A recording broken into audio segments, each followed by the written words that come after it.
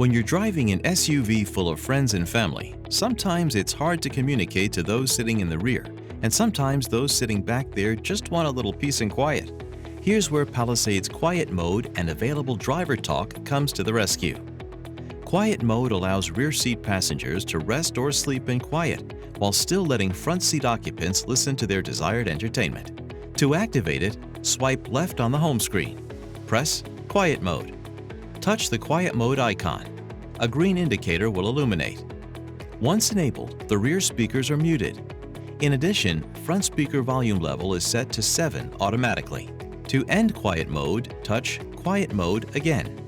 The Palisade's available driver talk acts like an in-car intercom, allowing you to use the microphone above the driver's seat to communicate easily with rear seat passengers.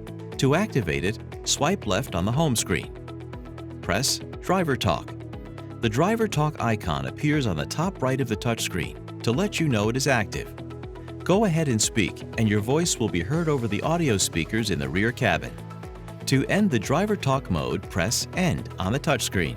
If you have to navigate away from the Driver Talk screen while it is active, but then wish to end Driver Talk mode, simply press the End Call button on the steering wheel. This will also cancel Driver Talk mode.